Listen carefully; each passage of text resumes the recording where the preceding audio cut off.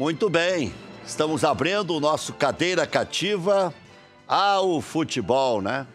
O futebol e suas surpresas. E não é que o Al Ain ganhou do River Plate na regra do jogo e mais, roubado pela arbitragem. Lauro Quadros, o senhor vai ver, seu Lauro Quadros? Tudo bem. Eu tô aliviado, sabe por quê? Rapaz, eu não dormi essa noite. Internacional, grupo do Grêmio pesadíssimo. Daqui a pouco eu falo do Grêmio. Mas o Internacional com o River Plate, eu digo, mas que barbaridade, podendo pegar daqui a pouco o São Paulo também mais tarde. E aí o que acontece? Quem é que é melhor, Rec? O Inter ou o Al Ain? Al Ain ou o Inter? O Inter, rapaz, então não tem problema o River Plate, pô. Vitor Grunberg, que nas horas vagas é o neto do Lauro Quadros. Era para ser surpresa e tal, mas acabei sendo furado. O Lauro Quadros sempre foi um grande repórter, né? Comentarista, fura. Tudo bom, Rec? Vitor. Não, pô... Parabéns pela eleição lá, né? Muito obrigado. Um dos novos conselheiros do Internacional. Meteram 92 novos conselheiros? 92 da Aliança Vermelha. Agora, muito trabalho e muita responsabilidade também. Mas o grupo do Inter, ouso dizer, que é mais forte que toda a Libertadores 2017 que o Grêmio enfrentou. Olha então aí. Já começamos com uma pedreira, né? É verdade, é verdade. Tu sabe que, sendo um clube sul-americano, no caso do River Plate, eu tinha que torcer pro River, tá? Mas, primeiro, o problema do meu neto argentino, o Ernesto, que é torcedor do Boca, hincha de Boca. Bom, mas a outra razão não é só o Ernesto, que é torcedor do Boca. É o que esses caras fizeram, quer dizer, pô... Olha aqui, ó, vamos combinar que eu não posso torcer para um clube que fez tudo o que fez em Porto Alegre, lá também, contra o Boca, atirando aquela barra brava lá que atirou. Então, acabaram decidindo no Santiago Bernabéu. Então, não podia torcer para o River. Eu também não sei se eu sequei o River, um pouquinho eu sequei. Um pouquinho. Bom, Vitor, você vê, assim, o River Plate fortalecido a partir disso? Ou isso causa uma preocupação até maior, em função de que agora o River terá que tomar providências para evitar novos fiascos, como, de repente, ficar na primeira fase da Taça Libertadores da América? Sem dúvida nenhuma. Eu estava torcendo pelo River Plate passar hoje do Al Ain, de repente ganhar do Real Madrid, chegar no Oba-Oba, feliz, contente com a Libertadores e com o Mundial, né? E que nos aliviasse um pouco na fase de grupos da Libertadores, porque vai ser uma pedreira gigantesca, né? Cícero Souza, parabéns pelo título brasileiro aí, né? É uma batalha permanente para ganhar a taça, e taça tem que ser comemorada, né? Boa noite, Tec, boa noite, Vitor, boa noite, Lauro. Satisfação estar do lado de vocês. Satisfação é nossa. Do nosso jornalismo. Palmeiras termina mais um ano bem, né? São 4 anos já de case, ele está bem fortalecido, são 2 conquistas de título brasileiro, uma Copa do Brasil, um elenco bem valorizado, um clube fazendo uma gestão moderna, um clube que tem uma capacidade muito grande de produzir as suas receitas e que tem uma gestão amplamente profissional, e a gente espera até que sirva de exemplo para outras equipes de futebol brasileiro. Tu sabe como é que se chamava o Palmeiras antigamente? Tu sabe, né? Palestra Itália. E tu sabe o que quer dizer Palestra Itália? Não sei dizer. Mas aí tem que ter um velho no programa para dizer. Palestra Itália quer dizer... Pode pegar o dicionário do italiano lá. Palestra quer dizer ginástica ou ginásio de ginástica. Palestra Itália. Cultura inútil, né, Rec? Mas... Não. Boa cultura. Te surpreendeu a vitória do Al Ain? Sim, surpreende, né? Eu acho que o futebol globalizado de hoje em dia, que apresenta conceitos modernos e que trabalha com compactação, com transição, com marcações altas, ora marcações baixas. Enfim, todos esses novos conceitos modernos, eles aproximam um pouquinho mais as equipes. Me lembro de finais aí que o Real Madrid também teve dificuldade para superar alguns adversários, Barcelona contra os japoneses, mas pelo futebol que o River Plate apresentou aí na semifinal, no último jogo, principalmente da Libertadores, eu acreditava que a tendência era eles conseguirem passar a final. Deixa eu agradecer ao Haroldo Santos também, que é da assessoria de imprensa local do Cícero Souza, né? Porque tem assessoria de imprensa do Palmeiras, mas tem uma assessoria aqui, já é uma parceria de longa data. Eu me lembro do Haroldinho sempre dizendo, tem que dar espaço para o Cícero, tem que dar espaço. Mas o Cícero cavou o próprio espaço, né, Lauro e Vitor? Sim. Porque cresceu na profissão, esteve em vários pagos já, né, Cícero? Já circulou aí, Sport Recife. Então, eu fiz 17 anos de Pinheiros de Taquari, 6 de Grêmio, 2 de Sport Recife. 17 de Pinheiros de Taquari? Dos 15 aos 31. É herói da é chão, né? 6 no Grêmio, 1 como supervisor de base, 3 como supervisor da equipe principal e 2 como diretor executivo. Eu fiz 2 anos de Esporte Clube do Recife, 1 de Criciúma, 1 de Bahia e já são 4 temporadas no Palmeiras. Palmeiras compra até casa incendiando, né, Cícero? A gente precisa analisar um pouquinho antes disso, né? Chegamos lá em dezembro de 2014, a receita era de 244 milhões. Ela era menor até que a da dupla Grenal naquele momento. O Palmeiras idealizou para o departamento de futebol 4 grandes objetivos. O objetivo técnico, financeiro, de imagem e de médio e longo prazo também se tornar um clube formador. Para atingir o objetivo financeiro, nós utilizamos um conceito de nova arena e hoje nós temos o maior ticket médio do Brasil e nestes 4 anos, 31 mil pessoas como média de público espectador. Nós lançamos um plano de sócio avante, hoje nós temos uma base adimplente de 90 mil sócios pagantes. Nós transformamos o nosso case de jogadores em jogadores ativos. Reparem que só nesse ano foram vendidos jogadores como Mina, Tietê, Keno, Roger Guedes, o menino Fernando, da base foi vendido por 5,5 milhões para o Shakhtar. Temos um patrocinador muito forte, então acho que tem que ser feita a conversa nesse sentido. A partir daí, a gente tem a condição financeira de ir para o mercado, sim, mas que se compreenda que muita gestão precisou ser feita antes disso. Pois é, mas aí, em alguns casos, né, Lauro Vitor, tem superposição o Palmeiras. Mas, ao mesmo tempo, faz contratos longos para não perder isso, porque senão daqui a pouco o ativo vira passivo. Ô, Rec, você sabe quem é o time que menos usou jogadores no Campeonato Brasileiro desse ano? Palmeiras? Palmeiras. Teve um time base. Você sabe quem é 29 jogadores utilizados. Você sabe quem é o menor elenco do Campeonato Brasileiro? Palmeiras, 28 jogadores.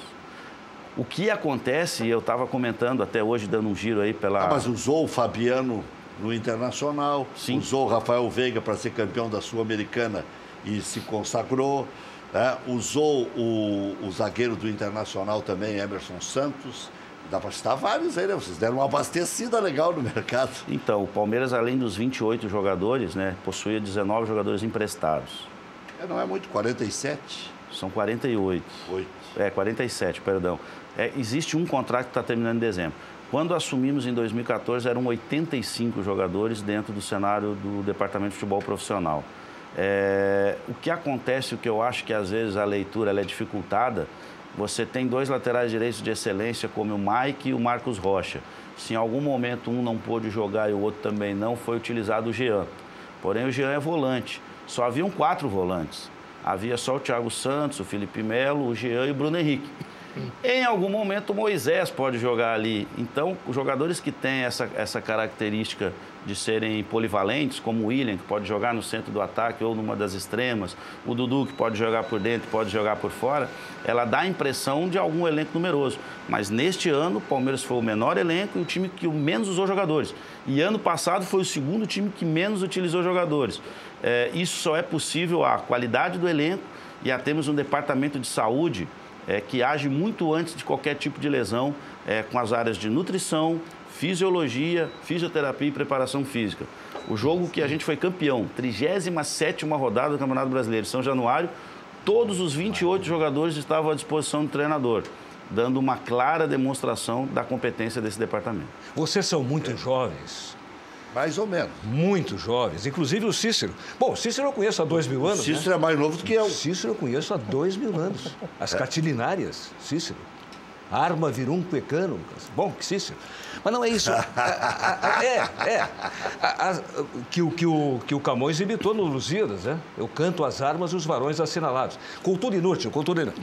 Vamos falar dos Palmeiras que eu conheci. Vamos ver. Décadas de 60 e 70.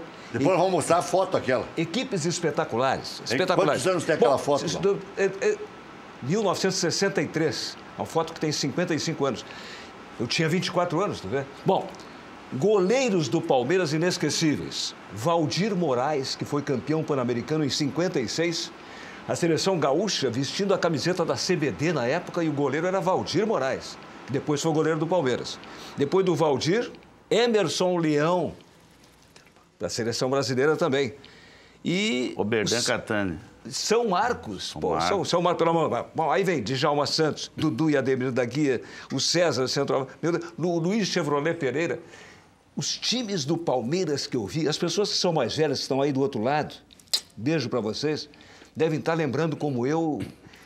A foto que tu está falando é eu entrevistando o Djalma Santos. Quer ver? Vamos mostrar aí, ó. Bicampeão mundial de Djalma Santos. Ali, ó. Parece até que o Djalma Santos está chupando o microfone aí.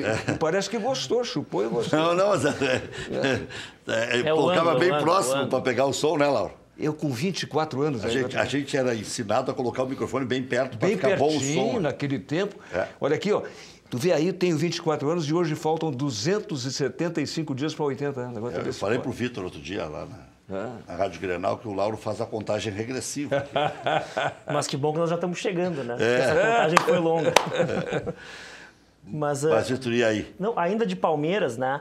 Não, exaltando o mérito e a capacidade de gerir esse clube, mas eu acho que é muito... Mas é uma explicação bem interessante, hein? Claro que sim. Eles gastam menos do que muito time metido a Jacu Rabudo, que faz um monte de contratação. Jacu Rabudo, Jacu Rabudo é o Jacu pretencioso. Não? Pode dizer Jacu, pode. Jacu é um bicho. Tá liberado, né? Não. Eu fiquei impressionado com o Rabudo, Lauro. Interrompi o meu neto. Não, mas se a gente for ver o Campeonato Brasileiro, Palmeiras campeão, Flamengo segundo. São os dois maiores faturamentos do Brasil, Flamengo e Palmeiras. Né? O Internacional em terceiro, não é nem o 10º faturamento. Né? Isso foi, para mim, uma surpresa o Internacional chegar tão bem como chegou no Campeonato Brasileiro. O Inter, entre 2006 e 2010, quando tinha um alto faturamento no Brasil, foi campeão de 2 Libertadores. Né? Eu acho que essa relação existe e é iminente. Inclusive, acho que o Internacional deve fomentar, né, novos negócios, gerar renda, gerar receita. Né? Nós temos ontem no Conselho Deliberativo, REC, aprovado um orçamento para 2019 de 390 milhões de reais, se não me engano.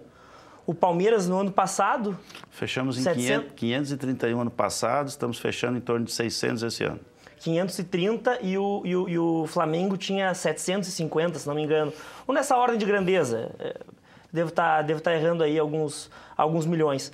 Mas eu acho que cada vez vai ser mais frequente os maiores faturamentos serem campeões, estarem levantando taças. E mesmo o Palmeiras tendo feito essa gestão de grupo, de profissionais, e me surpreendeu até a informação de que foi o que utilizou menos jogadores no campeonato. Claro, também porque contratou jogadores competentes, né, com mais chance de acertar, e eles entraram e encaixaram no time.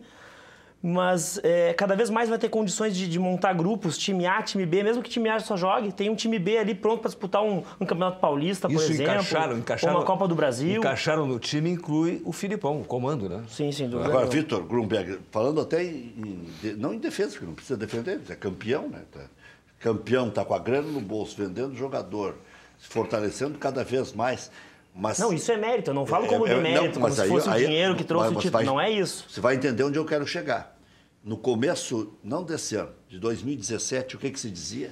Que a espanholização do futebol brasileiro seria de Corinthians, Flamengo e depois os outros. O Palmeiras superou o Corinthians. Então dá para furar essa fila também. Mas o Palmeiras... aí entra a história da competência. Mas o Palmeiras vai enfrentar um problema na Libertadores. Não sei se o Cícero está sentindo isso, o Haroldo está acompanhando isso aí. Enfrentar o Papa Francisco, que o São Lourenço está no grupo do... São Lourenço está no grupo do Palmeiras. Não, o grupo do Palmeiras é difícil. E o Papa é o Papa, né? E o Júnior Barranquilla mostrou categoria contra o Atlético. Aliás, foi injusta a conquista do Atlético pelo jogo final. Pela sequência, foi justa. Vou tentar pegar 3 ganchos aqui de tudo que a gente falou. A paixão do torcedor é o que move qualquer equipe. Então, ela é o produto final. Ela não pode ser o motivo pelo qual você tome qualquer decisão. Como que você atende a paixão de um torcedor? Tendo uma equipe profissional competitiva. Como que ela é formada? Com profissionais de estrutura de excelência. Como elas são atingidas? Com base de receitas. Então, a gente enxerga tudo como receitas. Você estava falando das histórias dos Palmeiras que você conheceu, Laura. Eles formaram as academias. Nós desenvolvemos uma metodologia de categoria de base de trabalho, hoje já é um case de sucesso. está atingindo algumas etapas, ainda faltam algumas, mas já é um case de sucesso. E essa metodologia já é vendida para escolas de futebol conveniadas com o nome de Academia de Futebol. Então, tudo para nós tem que gerar receita para fazer a roda girar e lá no fim a gente atingir a paixão do torcedor. Eu falei do grupo do Inter, vou falar do Grêmio uma coisinha assim, ó, 2 coisinhas, 3 coisinhas. A Universidade Católica do Chile tirou o Grêmio da Libertadores em 2011. Como se não bastasse, o Rosário Central, que está no grupo do Grêmio também, esse grupo do Grêmio é pesado, como o do Inter. Rosário Central deu um baile no Grêmio em 2016. E outra coisa, quando fala em Rosário, sabe o que eu lembro? O troço faz 40 anos, o Vitor tem 26 anos, o troço faz 40 anos, o que eu vou dizer agora. Copa da Argentina, 78, 40 anos, cara. 0-0 Brasil e Argentina em Rosário. Em Rosário. Que lá tem o Rosário e o News Old Boys, né? E o que aconteceu? Quem é que jogou? Coutinho não levou Paulo Roberto Falcão. Quem jogou foi Chicão. Falcão vendo o jogo em Porto Alegre. Dá para entender isso, aceitar isso? Lá em Rosário, 0-0 Brasil e Argentina. E sabe que esse grupo do Palmeiras, por ter 2 médios e o Palmeiras melhor, dá a impressão que é o Palmeiras e mais um. Vocês acreditam piamente nisso? E quem seria esse mais um, na sua opinião? Olha só, Rec, o São Lourenço ele vem de uma conquista recente de Libertadores. A exemplo desse ano, é mais um argentino na nossa chave. A gente cruzou com o Boca Juniors esse ano, na primeira fase. O Júnior repete, né, uma parceria de chaveamento. É uma equipe que nas últimas Sul-Americanas sempre esteve presente, né, nas fases decisivas. Esse ano fez a final. Não tem Monagas aí, não tem, não. São propostas técnicas de jogos muito interessantes.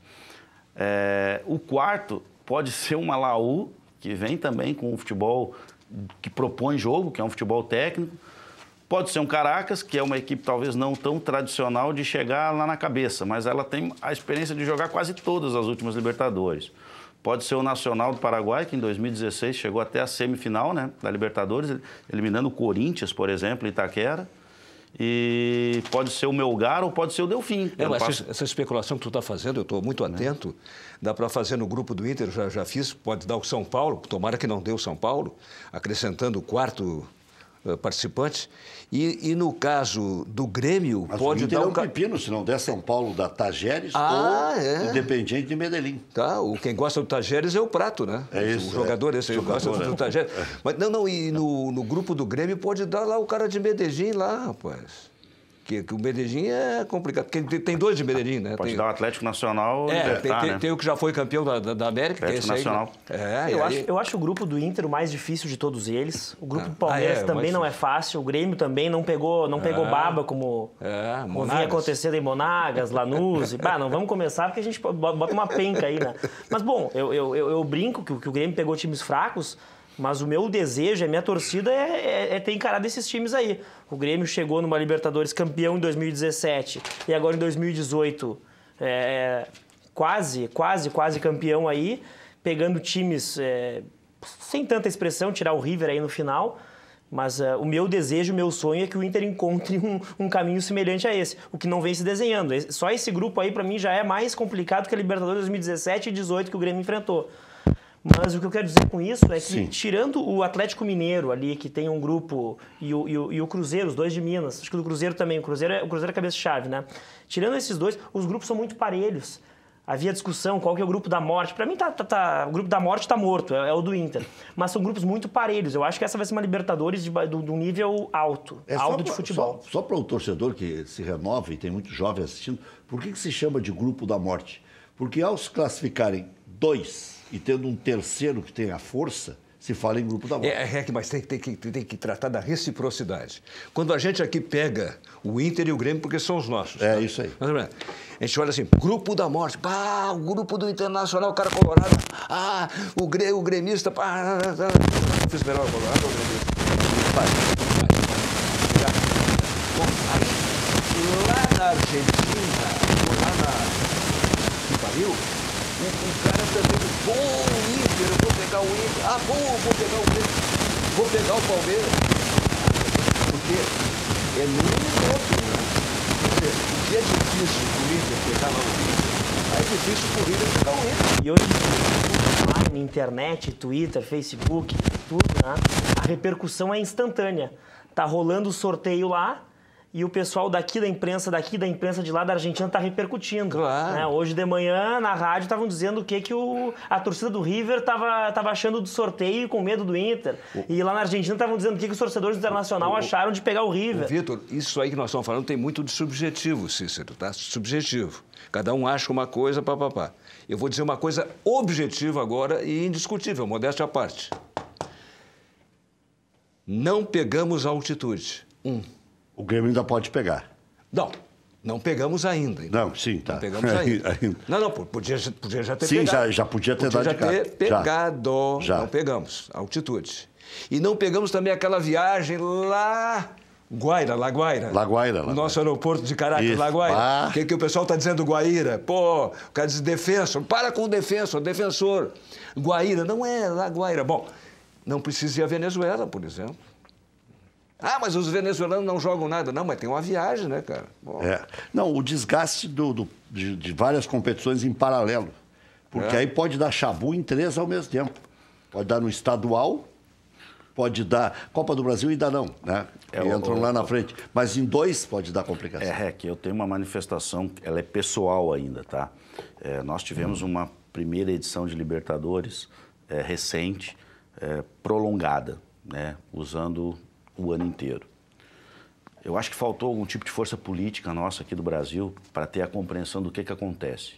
Acontece que, na janela de meio de ano, quando os demais clubes vão para os seus torneios, aperturas, ou seja, eles se reestruturam, eles têm a oportunidade de mexer no seu elenco. E nós aqui no Brasil estamos muito engessados. Pelo contrário, estamos perdendo jogadores. Outra, estes clubes, quando para a Libertadores e volta no mata-mata, eles fazem uma pré-temporada.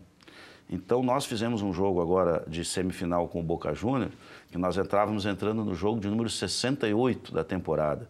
E o Boca Juniors estava começando. Sim.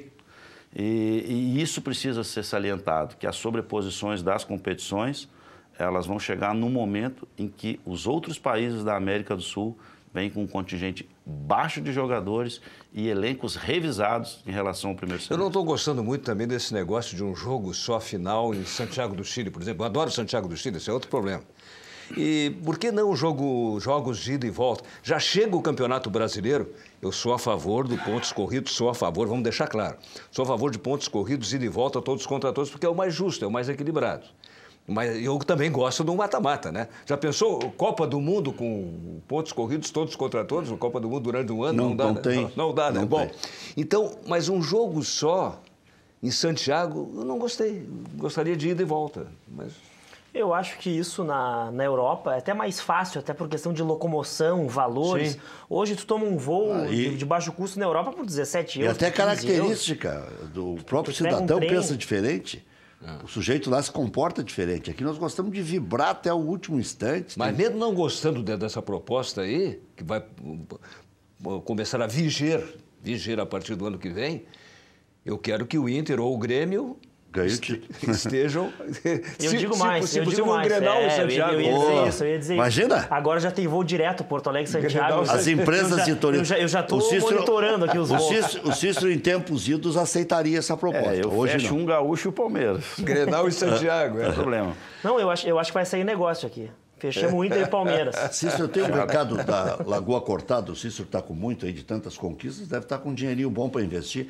E aí está um bom lugar na praia de Gaivota. Dá para deixar chave na ignição, dá para passear, tem tudo que é tipo de esporte para praticar. É o paraíso na terra.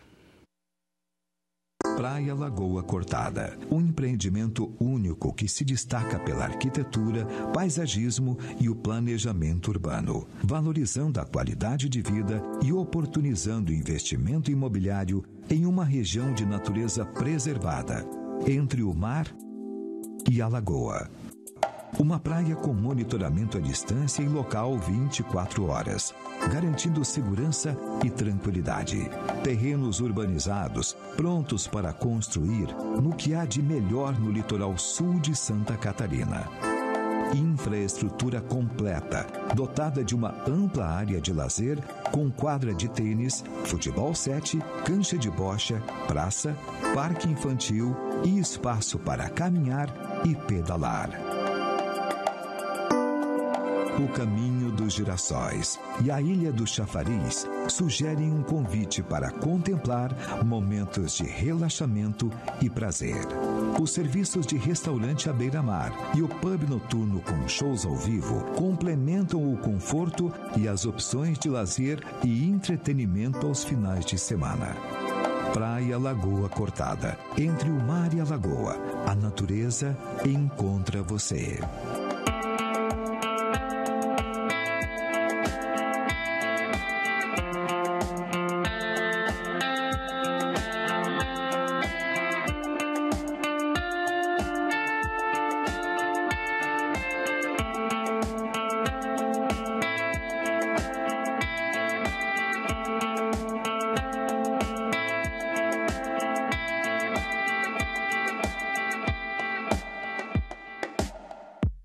Aí a dica, o João Laíri espera por você, o telefone está aí na tela, ó.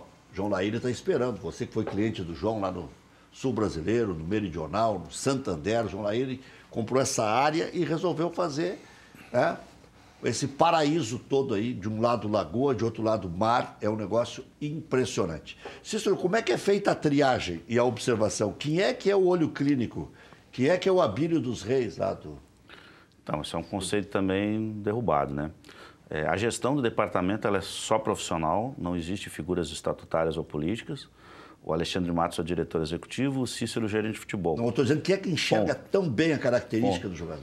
Existem 14 áreas de processo, registro, logística, comunicação, financeiro, categoria de base, área de saúde, análise de desempenho. A análise de desempenho ela se subdivide em 3 monitoramentos. Monitoramento do nosso time, monitoramento de treinos e de jogos, monitoramento dos adversários e monitoramento de mercado. No monitoramento de mercado, conforme a competição, existe um modelo. Vamos pegar, por exemplo, a Série B. Nós pegamos 18 profissionais do clube, 5 olheiros, 5 analistas de desempenho e 8 treinadores das categorias de base. A cada rodada, 10 assistem cada um jogo e 8 descansam, digamos, hipoteticamente. À medida que as rodadas vão passando e os relatórios vão chegando, são feitas análises bem quantitativas e qualitativas de muitos jogos e a gente tem um quadro lá que os jogadores vão colorindo. Se você for analisar que o Vitor Hugo veio da Série B, teve uma venda muito alta para a Fiorentina, o Thiago Santos veio da Série B, é um jogador que se sustenta no elenco já há 3 temporadas e é muito importante. O Roger Guedes veio da Série B, teve uma venda bem exitosa para o mercado chinês. O Luan, mesmo sendo um jogador bem conceituado por ser medalhista olímpico, ele foi monitorado na Série B para chegar aqui. Quem dá a validação final é o diretor executivo, mas existem processos que levam a gente a monitorar o mercado de várias formas. Alexandre Matos, o executivo. Imagina o salário... Alexandre Matos é o executivo? É o diretor executivo. Mas você trabalha junto com ele. E eu sou o gerente de futebol, somos nós dois os gestores do departamento. Imagina o salário de um homem desse, pelo amor de Deus. Acho que até vou morder ele na saída. Podia pagar a janta. Mas, Cícero, deixa eu aproveitar e te fazer uma pergunta. Não quero não chora que eu estou vendendo lenço aí, viu? Quem me dera. Não quero que tu abra o baú aí, os segredos, mas se quiser abrir também, fica à vontade. Mas te pergunto, qual é o peso de uma estatística? Hoje, por exemplo, a gente baixa no telefone o Footstats, eu estou no Beira-Rio assistindo o jogo do Inter com o aplicativo aberto, eu sei onde é que está eu sei qual é o mapa de calor, qual é o percentual de posse de bola, quantos passos um atleta errou, tudo a gente tem ele na palma da mão, ao vivo, em tempo real. Te pergunto, que valor tem essa estatística quantitativa numa análise dessa? Por que eu te falo isso? Eu pego ali um jogador que a gente está elogiando ou criticando, tanto vendo um jogo internacional como qualquer outro jogo na televisão com amigos, e a gente vai para os números, pô, mas a gente está criticando esse cara, olha o número de passes que ele tem. Aí eu me questiono, mas será que ele não está rodando meio campo no passe curto e passa para trás e passa para o lado? Que peso tem esse quantitativo? Vou deixar uma suspensezinha. Depois do intervalo, que é breve aí, o Cícero fala sobre tudo isso, porque, pelo que ele deu a entender, é um processo minucioso e não é de uma hora para outra, não é um jogo que outro que convence. Mas o Cícero já fala sobre isso.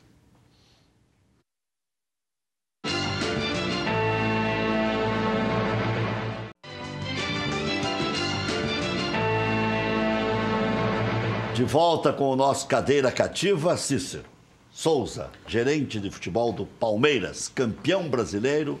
Você é bicampeão brasileiro, né? Bicampeão brasileiro. Foi com o Marcelo Oliveira e agora com o Filipão. O Marcelo Oliveira foi a Copa do Brasil. Cuca. É tricampeão brasileiro. Três vezes campeão brasileiro, Copa do Brasil. Graças a Deus. É importante colocar aqui para vocês essa área de atuação do Executivo, porque eles são enxergados, nós somos enxergados como contratadores. E reparem, modelo de gestão, captação de receita, case de base, área de comunicação, área de registro, saber a regulamentação, a condição de jogo de um atleta e, acima de tudo, gerir pessoas, gerir seres humanos. Então, não enxerguem para o executivo do seu time como um contratador de jogador. Enquanto a gente pensar isso, a gente não vai fazer gestão nos clubes e só vai ter 3 assuntos: contratação, escalação e polêmica. E a gente precisa dar uma mergulhada, como você está dando a oportunidade de te responder. A estatística quantitativa, sim, ela te dá alguns indicativos, mas a qualitativa é a mais interessante. E olhando os números, você tem que criar algumas expectativas que precisam ser respondidas quantificamente. Por exemplo, quantos minutos eu acho que o jogador que eu quero contratar vai jogar? Eu vou precisar me basear nos números das últimas 2, 3 temporadas, se ele se sustentou como titular, se ele não teve lesões, de quantos gols eu acho que ele vai participar na minha próxima temporada, ou seja na assistência, ou seja executando. Então a gente precisa qualificar o número. A mera quantificação ela não é o suficiente, pelo menos hoje, na nossa ideia de futebol. Quem tem um modelo que se assemelhe ao do Palmeiras? Eu vejo que no Brasil, o Flamengo e o Palmeiras começaram antes um processo de gestão de clube e de departamento de futebol. Me dá a impressão que o Grêmio também já adotou essa prática de gestão e o Inter eu acho que voltou esse ano também a adotar uma prática de gestão mais profissional do clube como um todo. E não falo isso por ser gaúcho ou por estar aqui, que eu acho que realmente são as 4 equipes que hoje caminham em termos de gestão. Mas mineiros não? Cruzeiro? Eu acho que eles estão bem adormecidos, eu acho que eles documentaram contas que o Atlético, neste momento, está tendo que pagar e o Cruzeiro terá que pagar no futuro. Documentaram contas, quer dizer, contrataram mal e vão ficar com alguns bondes. Existem contratos ali que vão ter que ser cumpridos e o futuro vai chegar e diria que são práticas temerosas, como hoje algumas equipes cariocas, um ou outro clube paulista também está vivenciando. Eu não quero cortar o embalo de vocês, mas eu estou olhando para o meu pé direito e para o meu pé esquerdo, meu pé esquerdo e meu pé direito. E aí estou pensando, D'Alessandro, Vitor, contra o River Plate. Mas aí eu continuei a raciocinar, parei um pouquinho. O Renato jogou no Rio de Janeiro, certamente jogou mais de uma partida contra o Grêmio. Claro. Ou não? Jogou várias. Então que mal tem se o Renato jogou contra o Grêmio, por um clube carioca? Jogou e treinou contra o Grêmio. Pois é.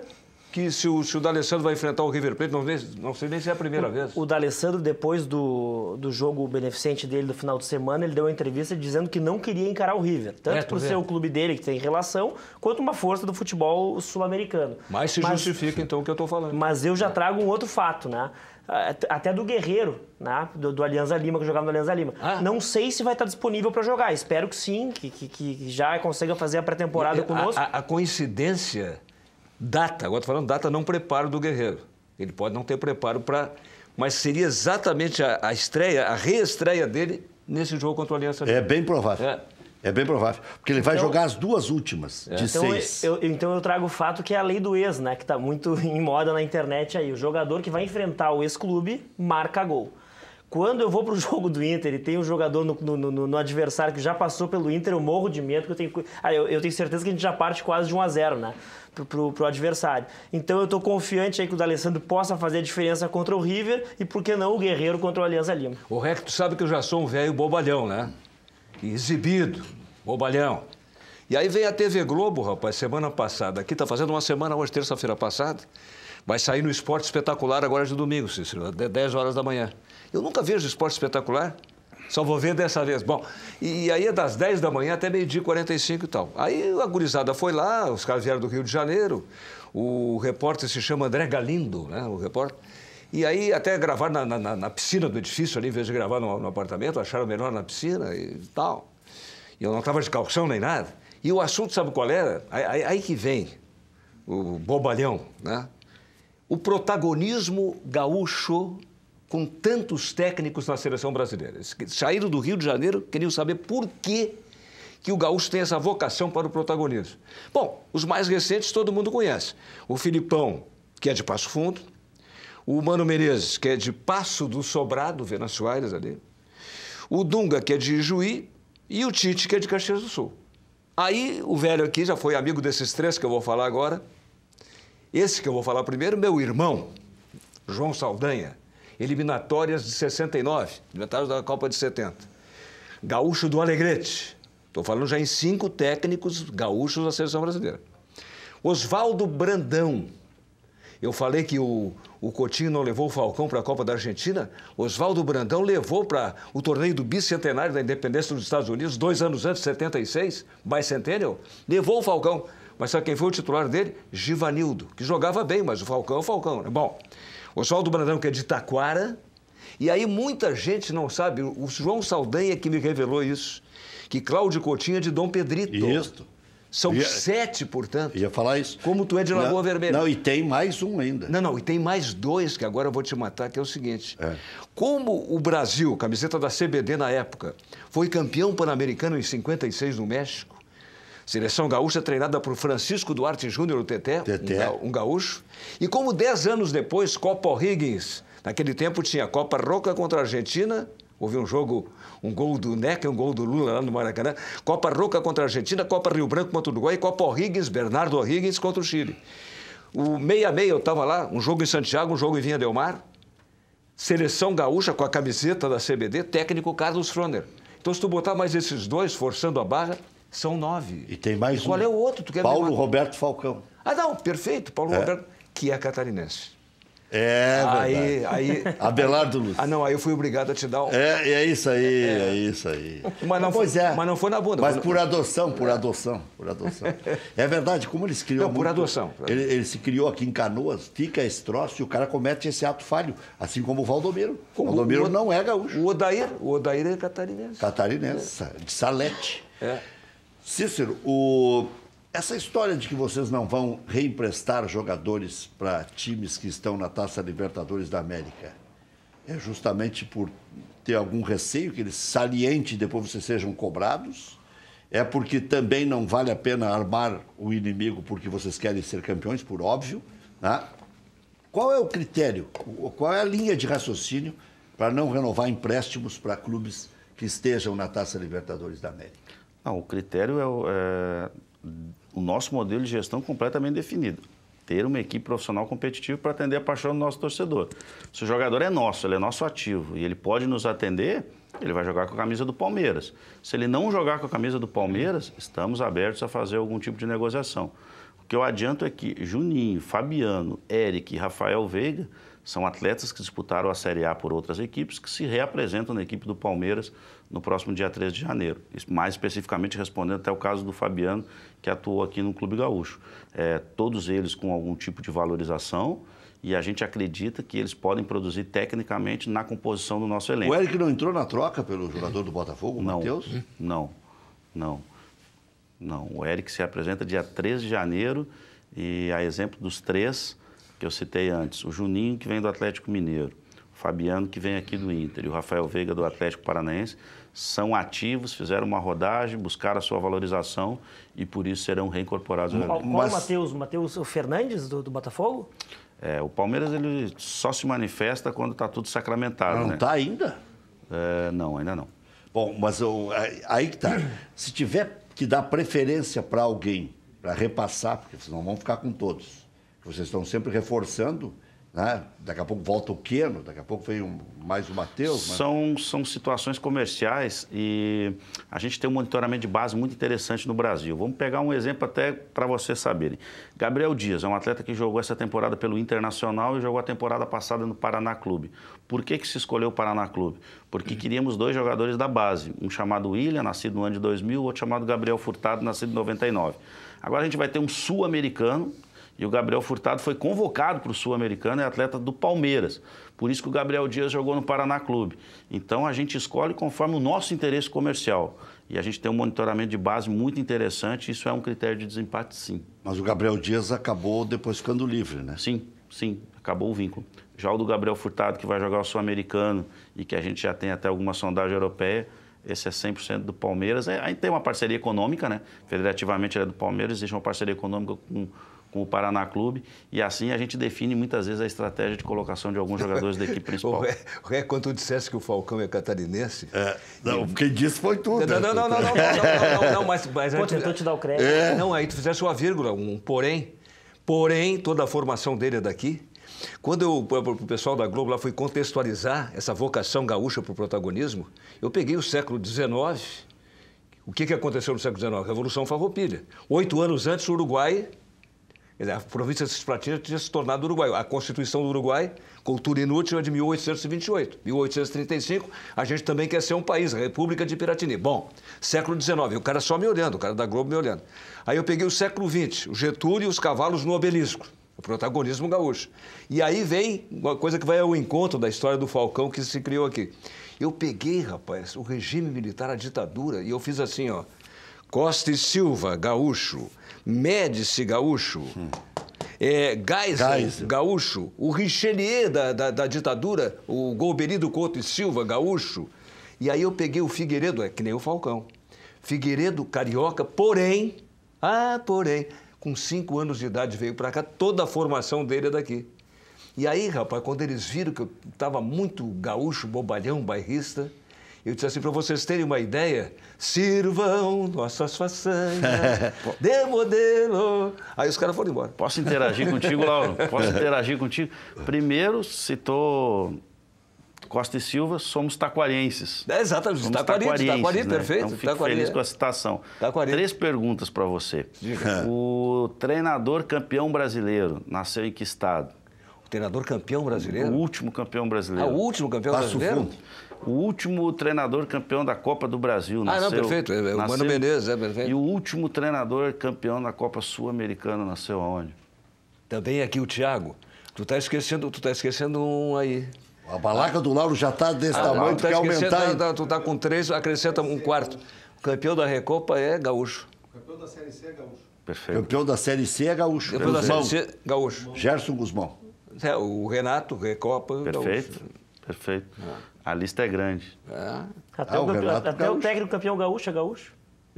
Incrível. Troço impressionante.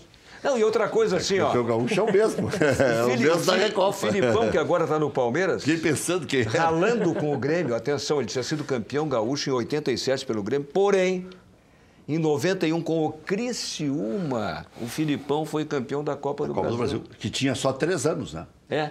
Como... Se não me engano, o Flamengo ganhou a segunda. O primeiro foi o Grêmio, o segundo foi o Flamengo, em 90. E em 91 já foi o Criciúma. Como o Curitiba... Era uma competição para ser diferente. Como o Curitiba foi campeão brasileiro com Enio Andrade, gaúcho.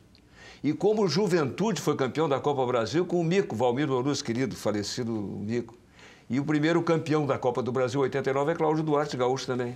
Fazer um intervalo rápido e já voltamos com esse papo agradável. Bom seria que a gente pudesse fazer mais do que 1h30. Excelente, né? Só tem pessoas boas. E não vai sair Depois vou explorar, sempre tem um cachezinho. Depois vou explorar um pouquinho o Vitor, né? Essa experiência nova aí. Agora ele vai para o fogo cruzado lá. Né? Vou chegar em casa, a minha mulher, a avó do Vitor, vai dizer assim, não deixasse o Vitor falar. Não, mas o Vitor... Vai falar. Tô aprendendo. Já voltamos. Já voltamos.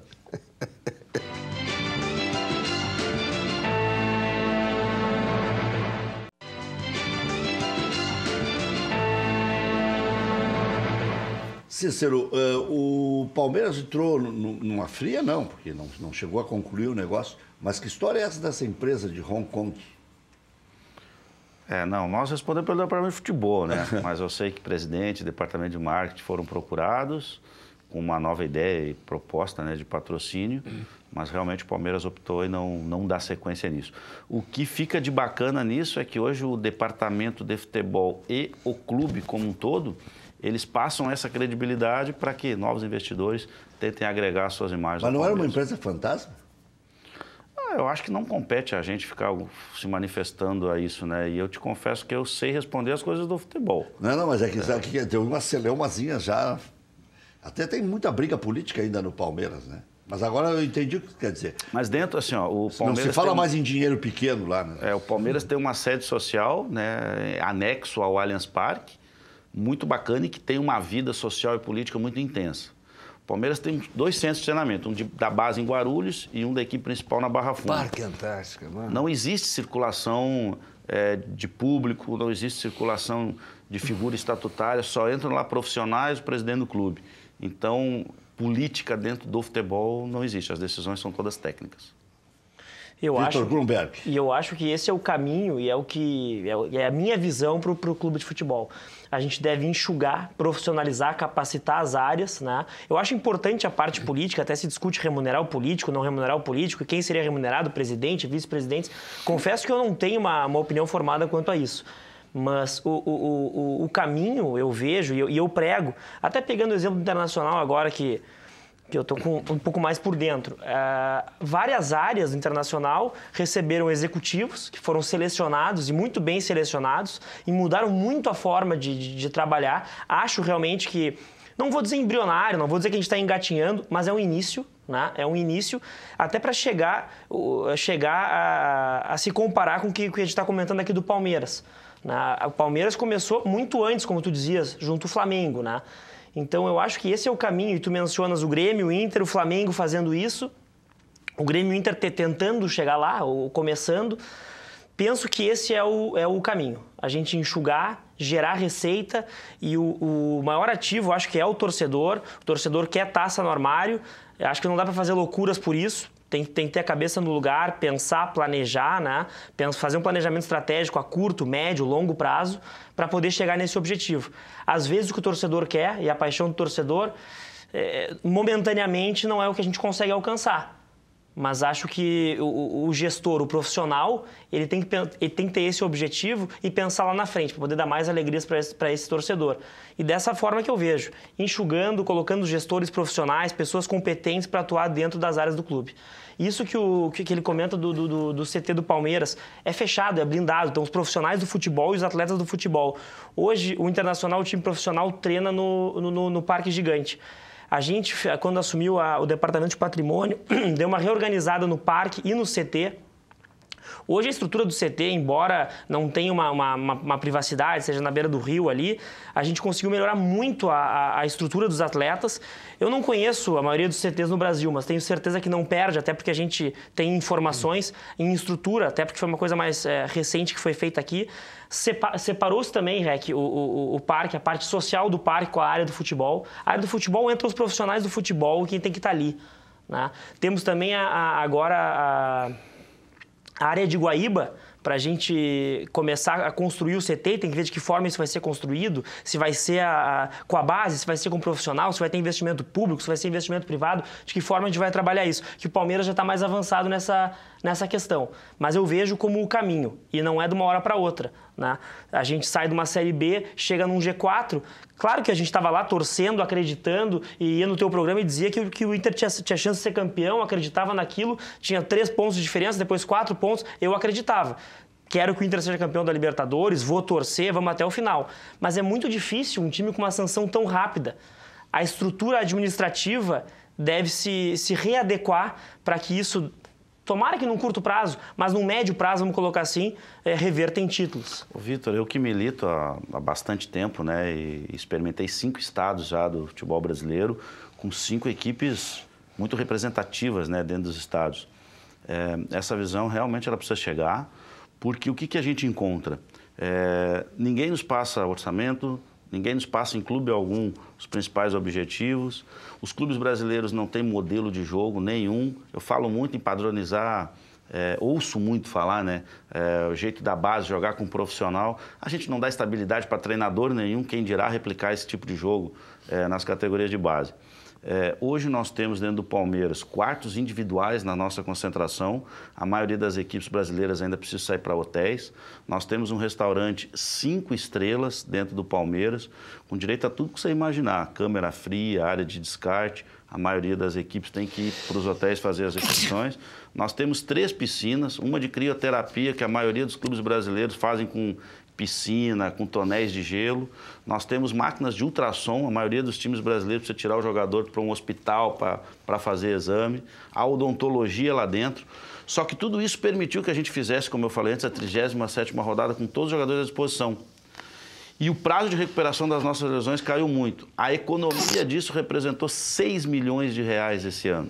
Em muitos clubes que eu cheguei, que eu cogitei a compra de uma máquina, o investimento em uma máquina de 200 mil reais, eu ouvi que nós ia destinar isso para o jogador. Só que esse mesmo jogador lesionado não tinha condição de trabalho. Então, a conversa ela tem que ser mais séria, ela tem que ser mais executiva, ela tem que ser menos apaixonada. O produto final é atender a paixão do torcedor. Mas eu repito, na base de tudo isso está a captação de receita. Então, enquanto eu ouvi o pessoal dizendo o Palmeiras tem dinheiro para ir, ele não tinha 4 anos atrás. Enquanto eu ouvi isso, eu sei que os outros vão continuar correndo atrás. E isso não é garantia nenhuma de título, mas é o caminho para você chegar perto deles. Vou deixar uma pergunta para o Cícero responder depois do recado do Júlio Lemos. E até porque tem um outro compromisso, Cícero, para a gente liberar, e até se vocês quiserem emendar, o Cícero responde tudo numa tacada só. O Palmeiras aproveita poucos juniores, porque está dando certo essa de contratar jogadores jovens e já com valorização e valoração dentro do mercado? Júlio Lemos. Boa noite, Jack. Boa noite. Tudo bem? Tranquilo, boa noite, Boa noite. Lauro Quadros estava com saudade de ti. Nosso mestre, Lauro Quadros, né? Rapaz, pelo tempo ele, que idade tu tá? 29. Eu só tenho 50 mais. E uns quebrados. Sim, mas não estou ainda precisando.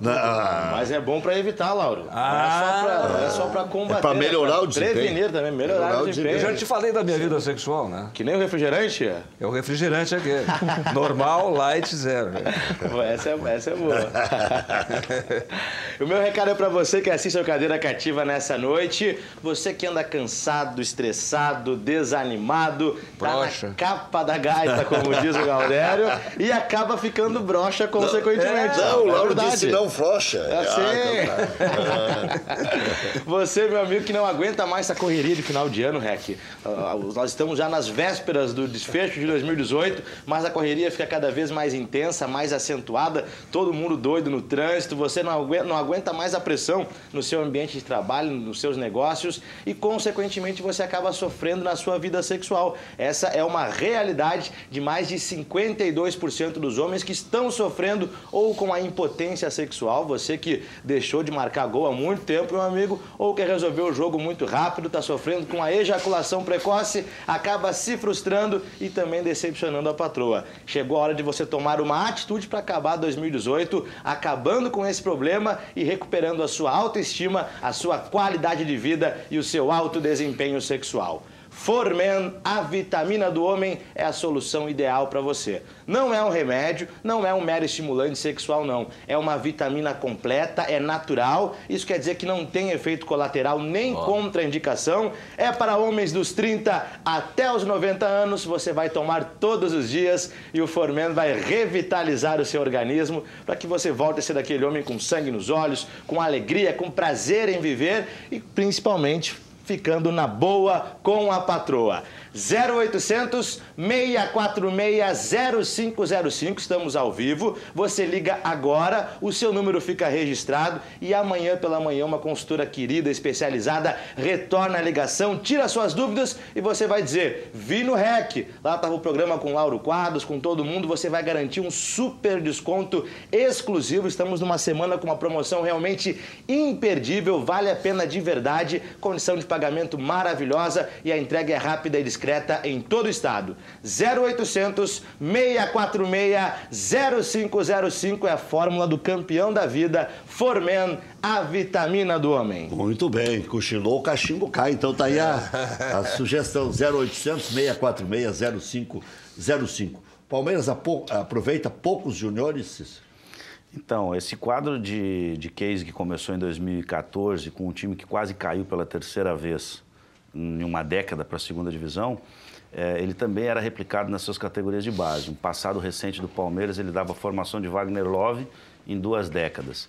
O Palmeiras precisou reestruturar o seu centro de treinamento de categoria de base, contratar um coordenador de excelência, vindo do Vitória da Bahia, contratar os principais olheiros, aproximar centros formadores, qualificar suas comissões técnicas, disputar competições na Europa.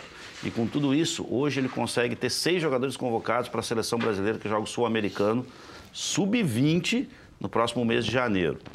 O fato é, a concorrência da equipe profissional ser alta faz com que o Daniel Fusato, goleiro, seja vendido para Roma. É mais fácil ele ser o segundo goleiro na Roma do que o segundo goleiro no Palmeiras.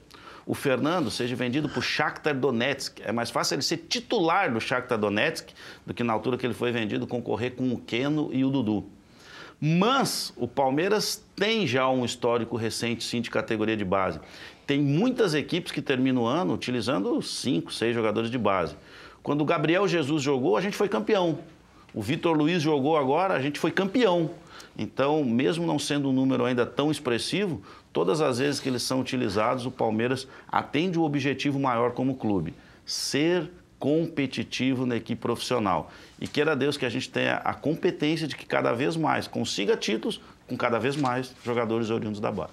Lauro e Vitor, para liberar o homem aí, que ele tem um compromisso. Mas não tem Manchester Carne, onde é que ele vai? Ah, bom, mas pode ir em outros lugares.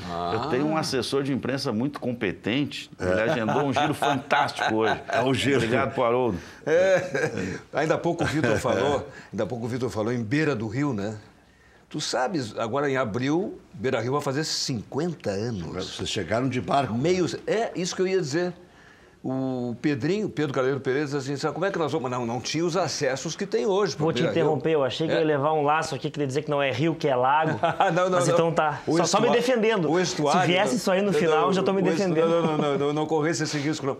Não, mas assim, ó, não tinha os acessos que tem hoje. Digamos, né, de automóvel. Então, o Pedro inventou que nós íamos de barco e fomos de barco para a inauguração do Beira-Rio em abril de 69. Que, aliás, atrás do gol, quem é que estava? O Pedrinho chegou para mim e disse assim, eu já era comentarista. Só na inauguração do Beira-Rio tu pode virar repórter de novo? Aí eu fui para trás do gol, o primeiro gol do Beira-Rio, Cláudio Omiro, eu estava atrás do gol. Criticado, tá lá. É isso aí. Esse depoimento é histórico. Eu reproduzi muitas vezes esse gol, até está em CD esse gol aí, né? Tem CDs aí. Ainda há pouco saiu o jogo do D'Alessandro, né? Lance de craque. E aí o repórter foi entrevistar, estão saindo aqui os jogadores, o Cláudio Omiro. Porra, era o zagueiro Cláudio Omiro. Cláudio. E aí um cara ressuscitou, não, zagueiro Cláudio. Sabe que quando o Cláudio Omiro... Pô, tem cada coisa.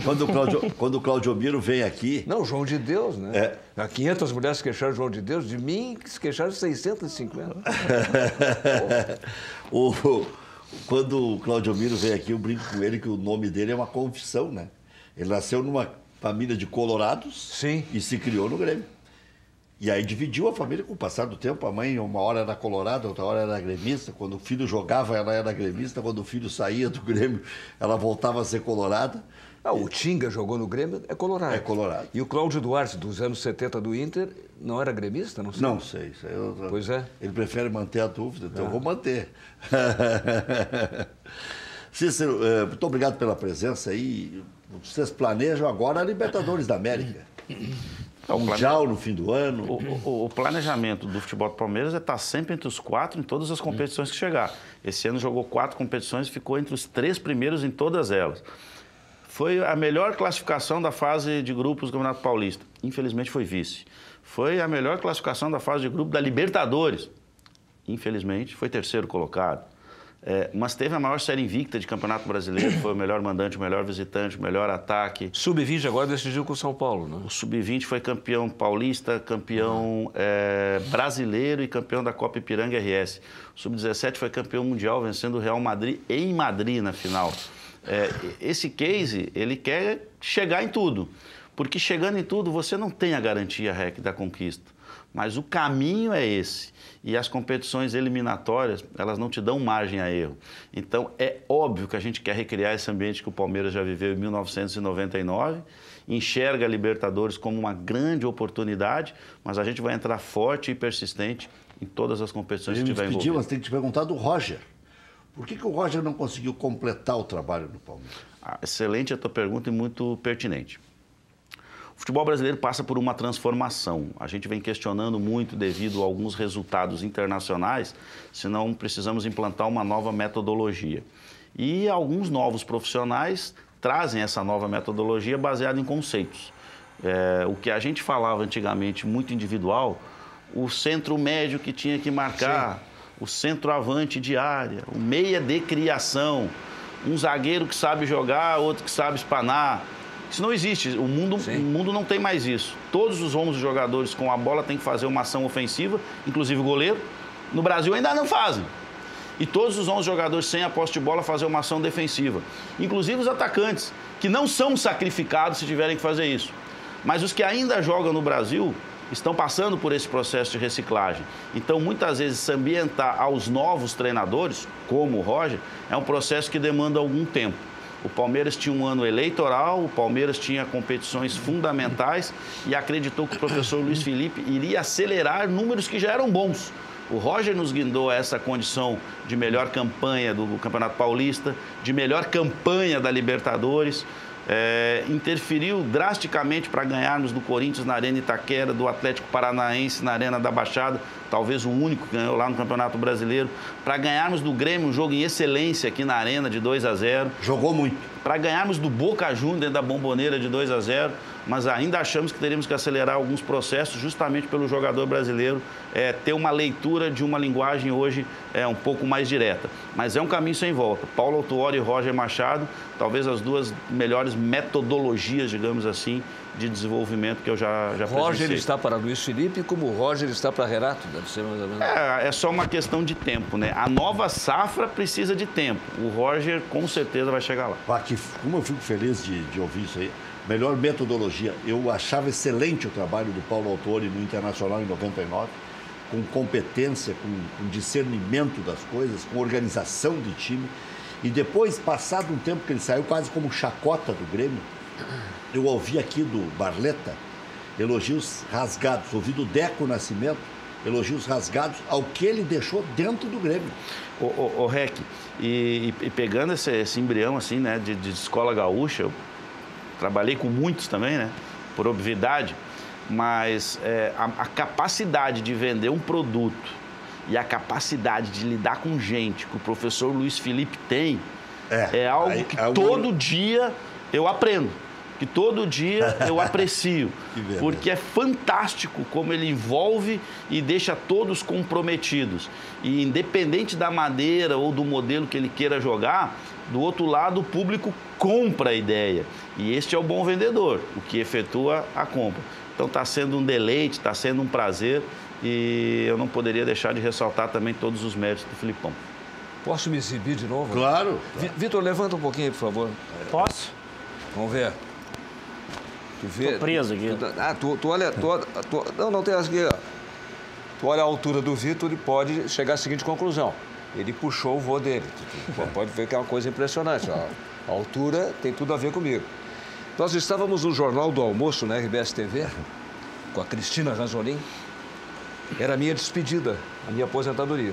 O Vitor de um lado, colorado, e o Cícero, que é do tamanho dele, do outro lado, da outra filha, que é gremista. E eu me fresquendo com os dois. Nessa despedida, aí entra o Luiz Felipe. E eu disse que eu ia me exibir. Lá no estádio, o Luiz Felipe ficou sabendo que eu estava me despedindo. E eu sou amigo do Luiz Felipe no tempo que ele era zagueiro, pô. Agora está com 70 anos, ele tinha 20 e poucos anos. Ah, o Lauro tá largando, tá se despedindo? Eu quero falar. E aí falou. Pra tu ver, uma vez levei o Luiz Felipe e no Estúdio 36 da TV Com, levei o Luiz Felipe e a Olga junto, a mulher dele, tudo. Isso é o bom do futebol. Essa é a capacidade dele de envolver e de encantar as pessoas. E que eu acho que a gente foi muito feliz em acelerar os processos que o Palmeiras precisava, uma escolha dele. Mais uma vez, terminar como comecei. Parabéns. Obrigado, agradeço a oportunidade. Tivemos uma aula aqui, hein, Lauro? O Lauro dá aula todas as vezes, o Vitor está aprendendo, eu também. Agradeço a oportunidade, eu quero deixar um abraço especial para Taquari, minha terra natal, onde tudo começou e onde tudo também vai terminar. E sempre que for necessário a gente tiver no Rio Grande do Sul. Paulo Porto não é de Taquari? Paulo Porto é de Taquari. Grande técnico. Costa e Silva é de Taquari, Thiago Silva é de Taquari, professor Dutra é de Taquari, Pinheiros, taquarense, irmãos da OPA, Batutas da Orgia, Paulinho Micharia, saiu bastante coisa boa. O Ernesto Guedes não é de lá também? Não, mas teve uma passagem por lá trabalhando. Eu me lembro, quando surgiu o Taquari, voltou, foi o primeiro clube empresa do Brasil, não foi? Foi, acho que foi um dos primeiros embriões, né? O Benítez estava lá também, né? Benítez, no Grêmio Esportivo Taquarense. Eu fiz um jogo lá, Grêmio Esportivo Taquarense. Fora do ar, eu disse uma coisa pro Cícero que eu não posso dizer no ar. Que dia de ventania eu fico com inveja dele. Pô, eu fico... Valeu, Cícero. Obrigado, Valeu, Haroldinho. Forte abraço. Haroldo Santos. Outro dia trouxe outro grande cara aqui, o Ivan Pacheco, médico da Federação Gaúcha de Futebol. Como é que é? Pô, o Haroldinho que faturou em cima do jogo lá. Já voltamos.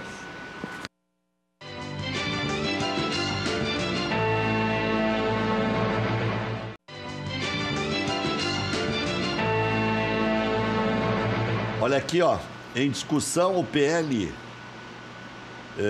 do deputado Gilmar Socella, do PDT, que altera a lei que proíbe a comercialização e o consumo de bebidas alcoólicas no estádio de futebol e nos ginásios de esportes, aprovado, 25 votos favoráveis, 13 contrários. Favoráveis a beber? 192 de 2018. Favoráveis a beber? Beber. É?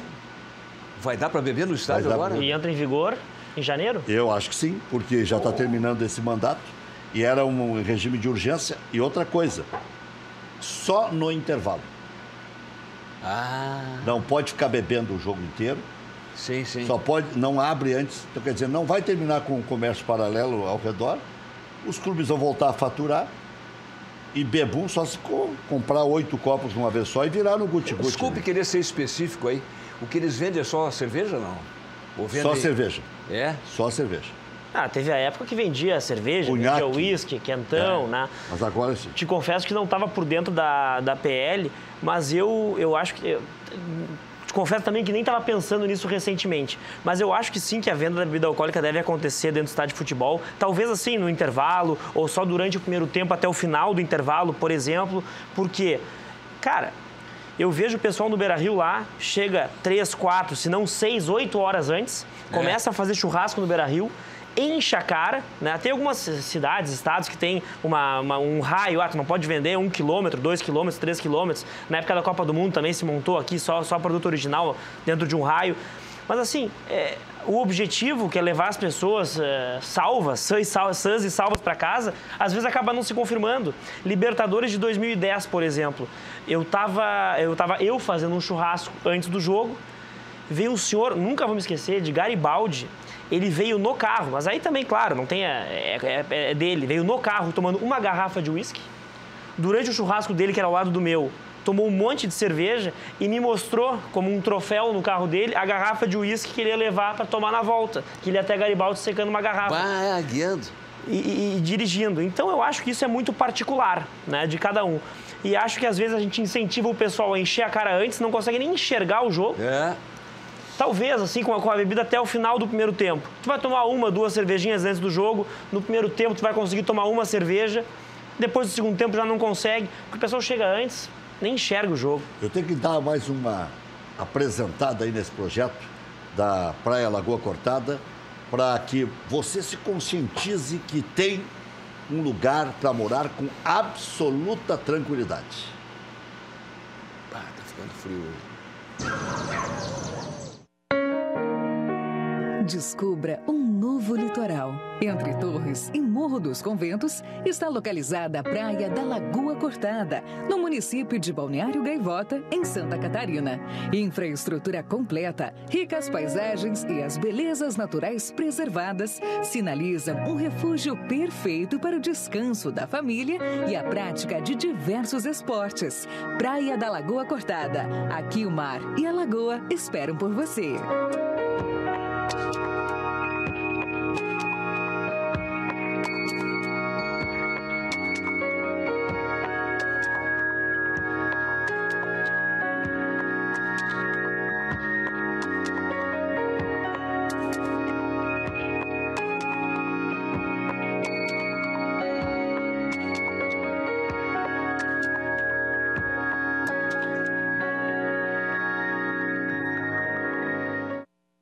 Tá aí o recado, o João Laírio está esperando a sua ligação para você conhecer esse paraíso, Lagoa Cortada, lá na praia de Gaivota. Na CIA, distribuidora de material hidráulico, você encontra tubos e conexões em cobre galvanizados e tampas de ferro fundido. Passe na CIA, que fica ali na Santa Catarina, 201, perto do Zequinha. Acesse ciars.com.br, peça já seu orçamento. Mas não esqueça, CIA com S do amigo Bira, telefone 3375-3800. Cachorro Quente do R, o original, em frente ao Colégio Rosário, desde 1962, conquistando os clientes com o atendimento pessoal e o inigualável molho. Atende diariamente das 11 da manhã à meia-noite. Não tem franquias, não tem filiais. Cachorro Quente do R, o mais tradicional de Porto Alegre. Empresa gaúcha com mais de 25 anos de atuação na Cidade Baixa. Central de Imóveis faz um absoluto sucesso também entre os estudantes que vêm estudar na capital. Passam no vestibular e aí compõem esse seleto grupo de clientes, mais de 15 mil clientes. José do Patrocínio, 381-385. Telefone 3228-8288. José do Patrocínio, 381-385. Loja Intershop da Rodoviária. Produtos licenciados do seu Clube do Coração. Em frente aos boxes de chegada dos ônibus. Televendas 3225-2378. Não importa a sua carga. Na Ford Conrad Caminhões, você encontra o cargo ideal para o seu negócio. São diversos modelos com tecnologia de ponta, com desempenho e economia. Venha fazer seu negócio e entre 2019 de caminhão novo. Conrad Caminhões, em Sapucaia do Sul, na BR-116, número 2015, bairro Três Portos. O telefone 3034-4000. Respeite os limites de velocidade. Você está com a película do seu carro cheia de bolhas, vencida, roxa? A Insulfilme faz a remoção. Preço campeão, garantia de 5 anos, garantia certificada. Se disser que viu no Cadeira Cativa, ainda tem desconto especial de 20% na linha automotiva. Paga em 3 vezes no cartão de crédito. Ligue, agende instalação 30 21 23 23 ou marque agora pelo WhatsApp 99683 3199. Fale com a Natália. Insulfilme não tem filial, somente na rua Hoffman, 519, das 8h30 da manhã às 6 da tarde, de segunda a sexta-feira. Clínica Erectus. Disfunção erétil tem nome e tratamento. Ligue, marque sua consulta. Telefone 3333-6187. Clínica Erectus. Melhore sua qualidade de vida. 3333-6187. FAC. Materiais de construção. Sua reforma do alicerce ao telhado. Ligue, televendas 3466-6133, fache.com.br. Você sonha em ser presidente do Internacional um dia, Vitor? Vou ser sincero contigo, Rec. Não é um sonho meu. Não coloco isso como objetivo. Mas se pintar, pintou. Isso não está próximo de mim, até para conversar sobre isso hoje. O Lauro Quadros dizia, meu neto tem 26 anos. Quando tiver 40, vai ser presidente. Eu acho. Não, e eu vou estar aqui... Claro. Tá, com 93 anos. E ó, tá... 26, 40, 14... Nós estamos em 2018 agora e nessa última eleição fui eleito conselheiro, tá? Desde 2008 me aproximei da política do Inter, ingressei em movimento político, comecei a conviver nessa seara. Com 15 anos? Com 16 anos já tinha. Foi na eleição de 2008, que foi em dezembro. Tinha 16 anos. O homem do patrimônio, né? Sim, puxa. E me interesso muito pela questão administrativa, gerencial do clube. E mesmo sem ser conselheiro, ia às reuniões do conselho. Aí entramos na gestão aí a convite do presidente Marcelo, do João Patrício, do Alê, do Conselho de Gestão e do Léo Centeno, que foi meu vice no patrimônio. João Patrício, filho do Heraldo. Modéstia à parte, acho que a gente fez um trabalho bem interessante, bem legal no patrimônio. Conseguimos recuperar ativos, baratear custos, otimizar processos. E não sei, eu estou ali para ajudar, sabe? Eu não sei, não me vejo presidente do Inter hoje, nos próximos dias, nos próximos anos, mas eu vou estar sempre disponível para o clube, que é o clube do coração, é o clube que eu amo e é o que eu gosto de fazer. Isso me move. Lauro Quadros, Flamengo está em cima do Lua do Grêmio. E aí nós voltamos àquela história do dinheiro que o Vitor mencionou aqui. Começa o diabinho tentar, né? Porque eles vêm, o Pablo do Atlético Paranaense foi levado para o São Paulo, que teve que investir 7 milhões de euros para o mercado interno. Mas antes do Lauro responder isso aqui, até porque o tempo nos atropela. Oi, Rec, só quero dizer para o Vitor que estou com inveja boa dele, por ser neto do maior comentarista do Brasil, Lauro Quadros. Eu não conheci os meus avós, principalmente o da parte da minha mãe, que era espanhol. Aí, Vitor, aproveita esse velhinho, que é meu ídolo, Beto de Charqueadas. Beto de Charqueadas. Muito obrigado, Beto. Mas sabe que sobre o Luan, tu conhece aquela história, né? Nada tenho pessoalmente que acho um guri querido e também não sou imbecil de achar, ou idiota de achar que o Luan não joga nada, não é isso.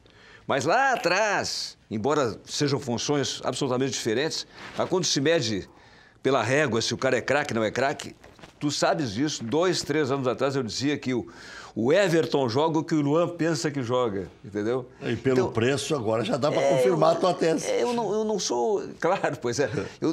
Em seleção e tudo, eu não sou fanático pelo Luan, então se o Luan representar um bom negócio para o Grêmio...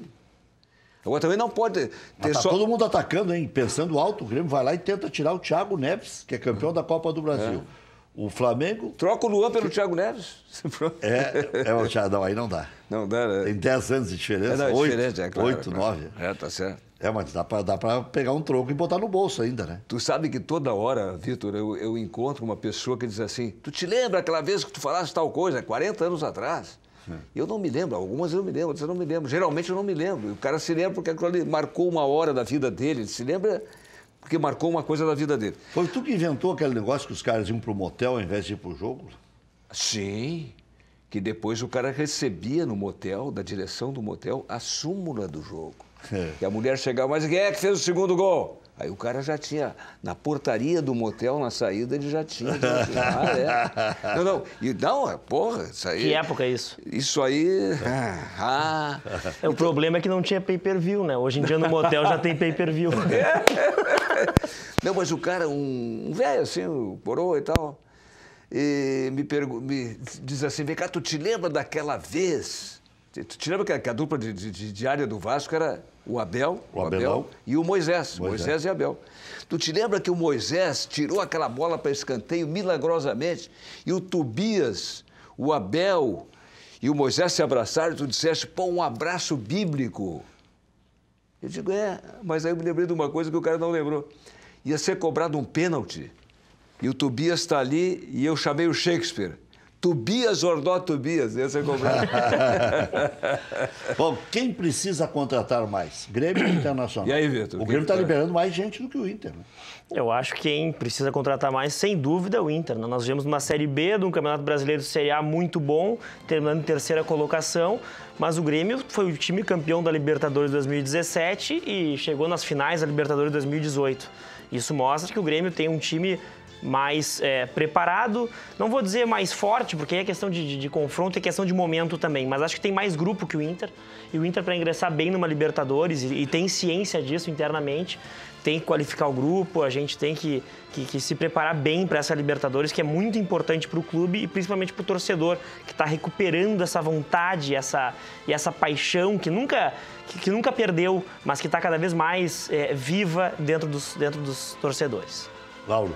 É que os nossos dois clubes têm porta de entrada, que é do que nós estamos falando, e tem porta de saída. O Grêmio ainda pode negociar jogadores e o Internacional, o Rodrigo Dourado, de repente, né, pode. Valeu!